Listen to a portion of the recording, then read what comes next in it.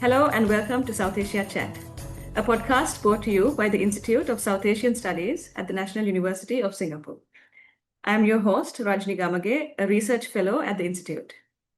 Sri Lanka's President Anura Dissanayake completes 1 year in office in September this week. This is the first government which was elected to power since the 2022 national economic crisis and the major social and political instability which followed in the country. To understand the progress and challenges of the first year of the presidency, I am joined today by Mr. Mohamed Faslan, a lecturer at the Department of Political Science and Public Policy at the University of Colombo, Sri Lanka. Thank you for joining me today, Faslan. Thanks, Rajni. So, to get the conversation started, 1 year in, how would you assess how effective the NPP government under the leadership of President Dissanayake been in addressing the economic situation of the country, and how well is Sri Lanka poised to prevent from defaulting once again? Yes, that's a good question. I think the NPP government has not made a huge structural change with the IMF dealing. They have been continuing what the previous president Rajni Gamage started. So you can see the simple. If I make it very simple, you can see if you look at the finance ministry that is under the president Anura Dissanayake, and he has not changed single person from that ministry. He continues the previous staff. That because of one thing is that NPP does not have that much experience governing Sri Lanka, because they were in the opposition and they were also hold time to time 2 times the ministerial post, though that they don't have such experience. And another problem is their ideology. So NPP it's mostly is driven by JVP, that is the core. They are leftist.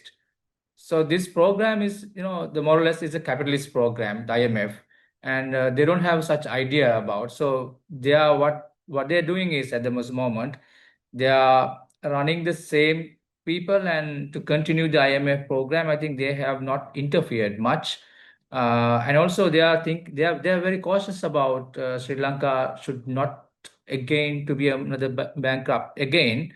That is the main reason, I guess, that the NPP has not touched or made changes in the IMF program. In terms of the economic conditions and the economic hardships that the people faced post-pandemic, but especially after the 2022 economic crisis, and this was one of the main reasons why large numbers of people took to the streets. And we also know that after the IMF reforms program started, a lot of the economic hardships were again felt by the people, leading to a lot of dissatisfaction by that interim government. How do you assess the sentiments of the people with regard to how much the government has been able to deliver on the promise that they would ease the economic burden of the people?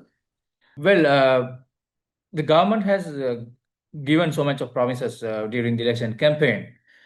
But the problem is that when the president took over the office, and he made a statement that I'm not a magician, so I cannot change everything overnight, and it would take some time. So, and the people also, they have an understanding. I think they also think that, no, we have to give some time, because for the last 76 years, the old political established politicians or political class, so they have brought the country to this situation. So they think that the people have idea that we have give some time, and meanwhile government also tried, because they have increased a little bit of salary of the government servant, and also they try to maintain the prices of the goods and services. Yes. So they were very keen. One time there was an issue that high price for the eggs and also the rice and some of the essential items. Then government actually they interfere in it, because these are not like a big issues. Yes. But government thought this was such a big issue, and they interfered it, and they tried.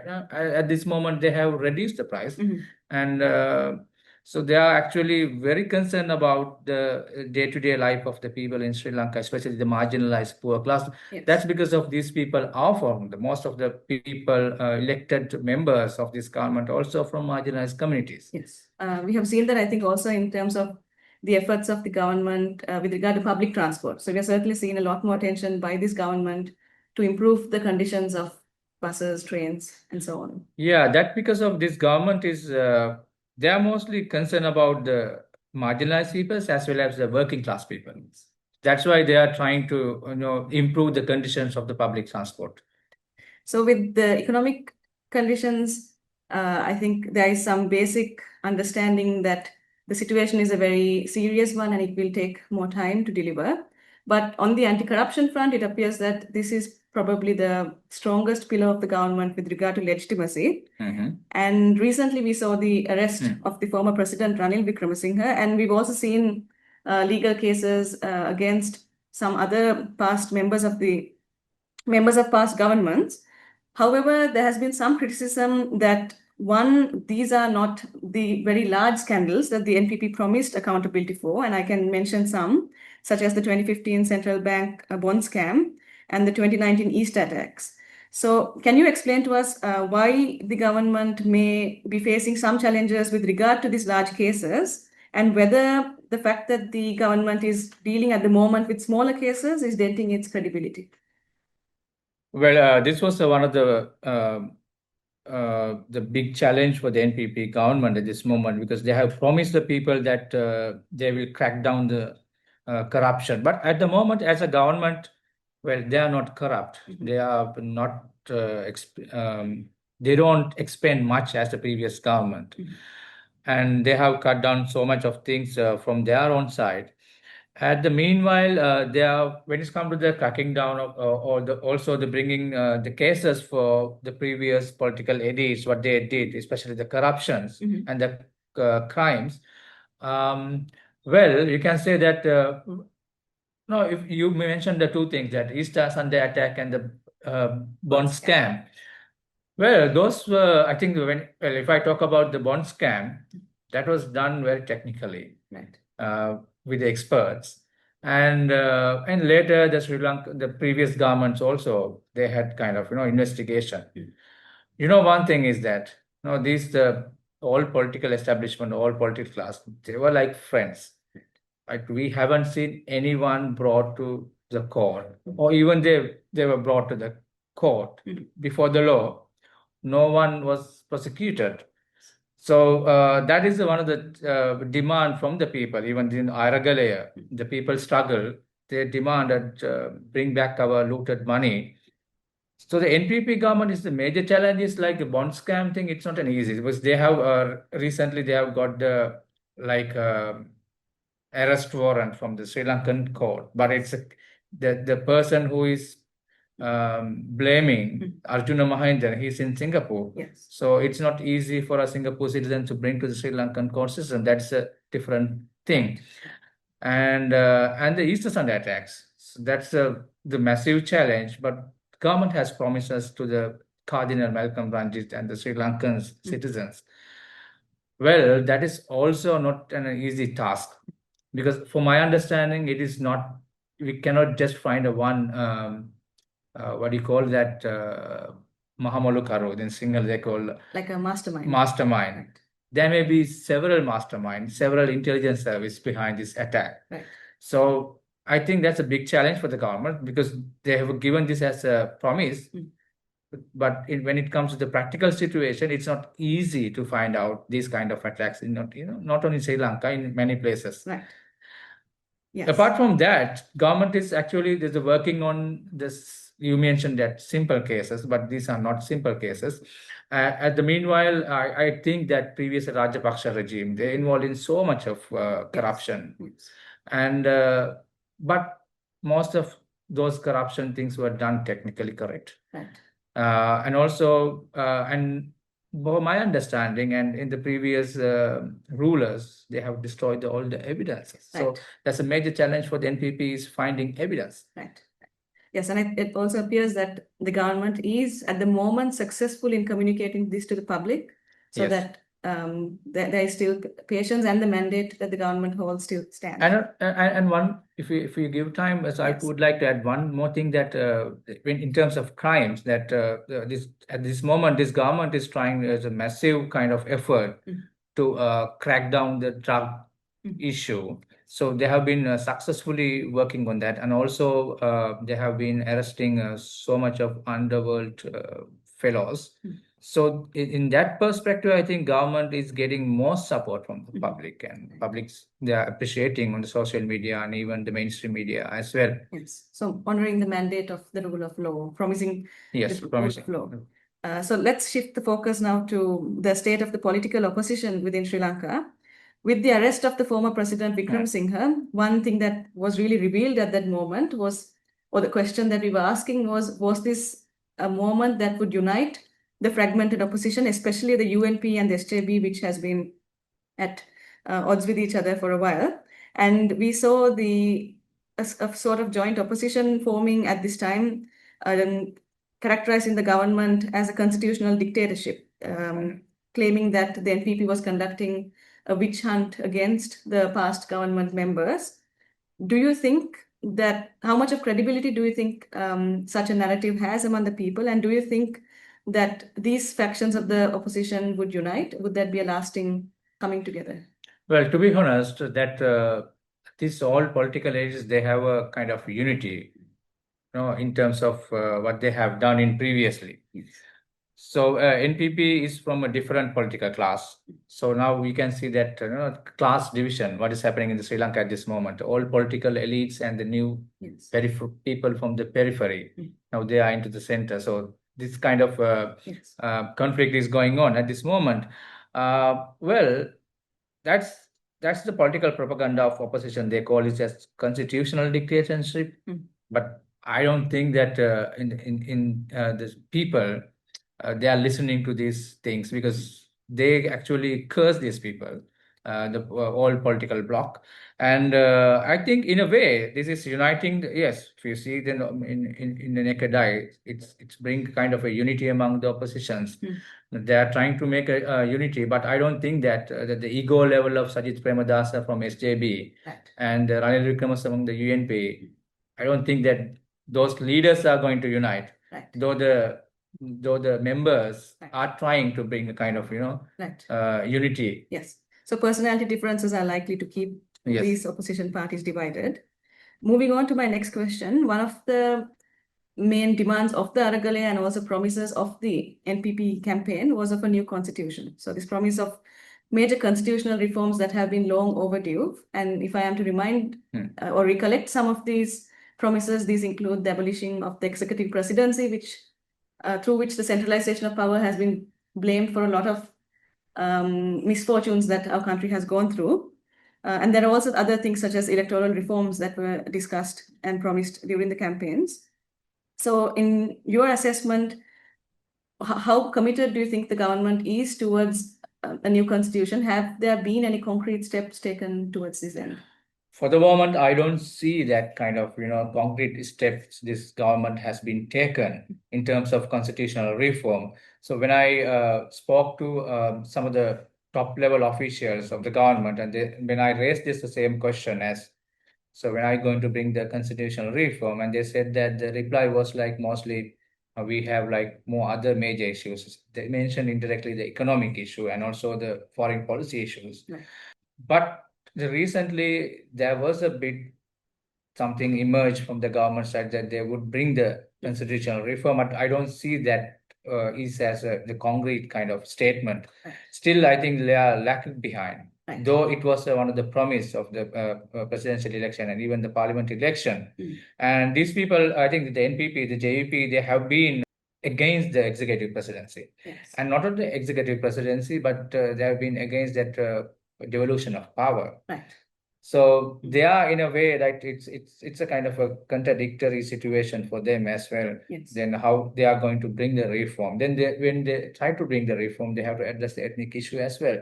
And also, and there are some other issues as well, not only constitution, but they promised that they repeal the PTA, Prevention of Terrorism Act. There have been like small discussion, but I don't see that kind of concrete statement from the government yet.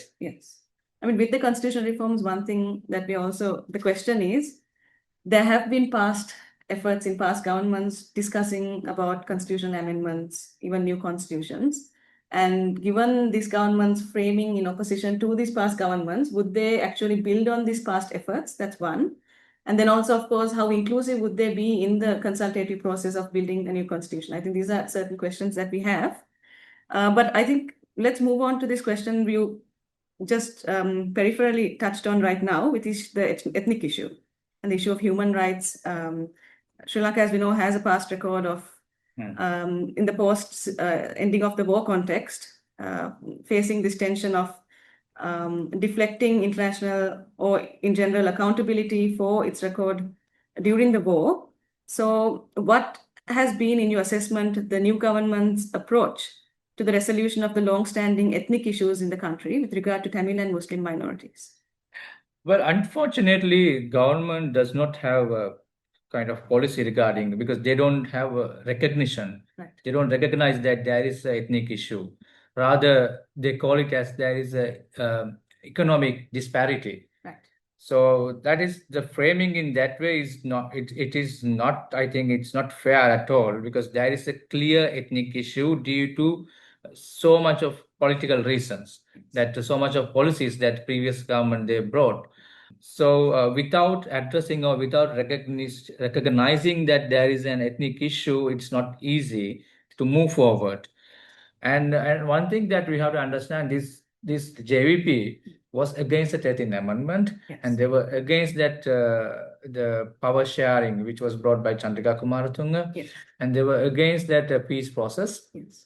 They were against again that 2015 that consultation. But you know what? There is a slight change happened after Anura Dissanayake taking the leadership of JVP. Right. He's a kind of a progressive Yes.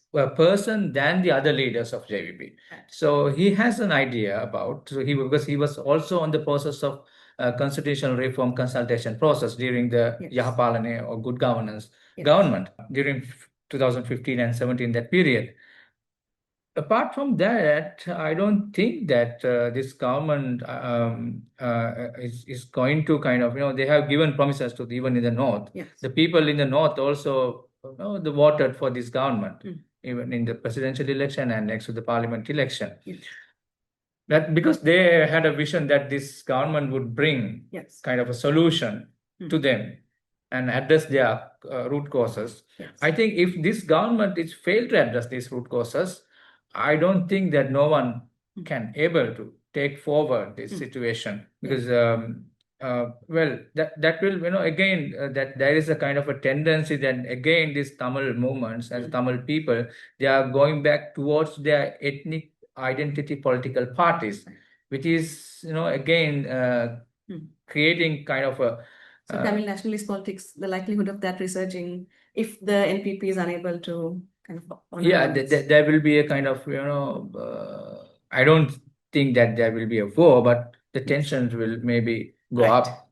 Yes, you mentioned the 13th Amendment, and we know that with regard to the 13th Amendment and the provincial council system that has been in place, the JVP has historically been opposed to it, but we have seen shift in this position as the NPP has come into power. And we also know that for pragmatic reasons, the 13th Amendment is something that India strongly supports, and would the current government accede to it? So what is the likelihood of provincial councils as a system of governance being honored? I think that the provincial council election will be held next year. That maybe, also government wants to maintain that, the showcase that, they are on the track of democracy, having election, because there was accusation for the previous government not having the election on time. Yes. So this is one the reason, and also the pressure from the Indian side as well. I think this 13th Amendment is failed to address the root causes of the ethnic conflict. Right. So I don't think that even if we strengthen it, that will bring kind of, address the changes or the ethnic conflict causes.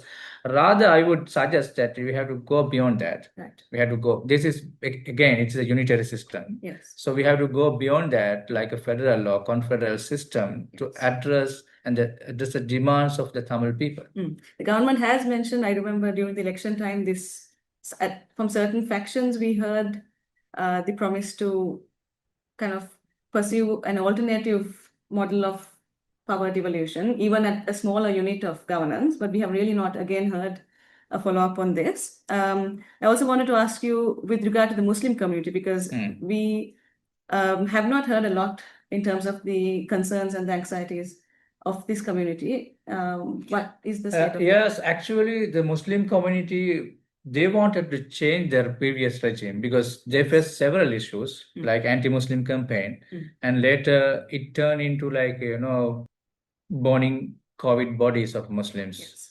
So the Muslim actually, they demanded they were forefront in the Aradale as well. People struggled as well. And they supported this time NPP, even in the eastern province or whether other parts of the Sri Lanka where the Muslim community live. But unfortunately, just after the election, it totally turned. That because of the Muslim community, they think that they were not given a simple kind of even the cabinet ministry, so they think that it kind of insult for them. And also the Muslim community, I think you could see that after the parliamentary election, the Muslim community for the recent local government election, they voted against the NPP. Even if you look at the Colombo Central, where the Muslim live concentratedly, and in the eastern part, and even the Kandy district like Akurana, and the places like even in Beruwala. So the Muslim vote against the NPP government. This is an indication, and I